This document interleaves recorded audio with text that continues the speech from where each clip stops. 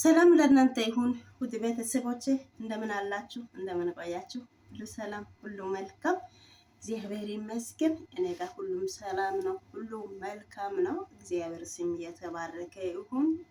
ውድ የኔ ቻናሉን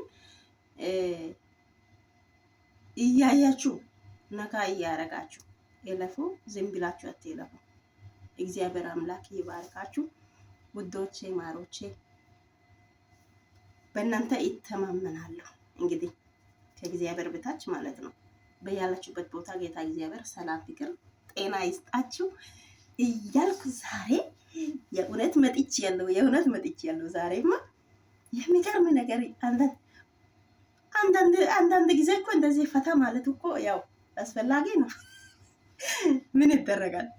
እና ዛሬ መጥቻለሁ። ዛሬ ምንድን ነው ይዤ የመጣሁት? እንደተለመደ አብርሽ ሩታና ሄርሜላ ነገር ነው። የነሱ ፎቶ መስቀል ምናምን አልፈለኩም። ለዛ ነው በፎቶ ብቻ የመጣሁት ማለት ነው። እና አድርሱልኝ፣ ሼር እያደረጋችሁ እነሱን አድርሱልኝ። ለሄርሜላም ቢሆንም ለሩታ ቢሆንም ለአብራም ቢሆንም ትንሽ ሀሳብ ማስቀመጥ ፈልጋለሁ ማለት ነው። እንደ ሌሎች ኦዲየንሶች እንደ ሌሎች ማለት ነው። እንግዲህ ከነሱ ተለይቼ አይደለም፣ እንደነሱ ነኝ እኔም። እና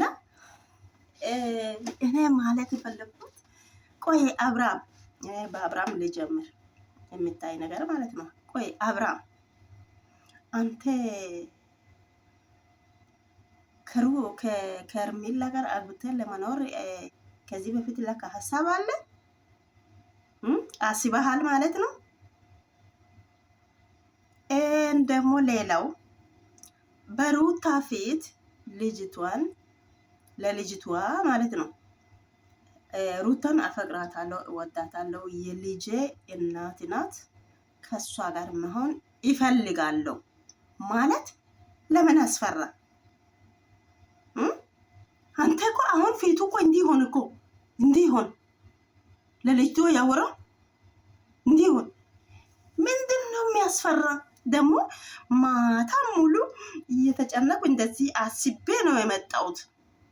ምንድን ነው ሀሳብ የሚሆነው? ከዚህ በፊትም እንደዚህ ታልካሻ ነገር እያደረግ ትዳሩን አታሃል።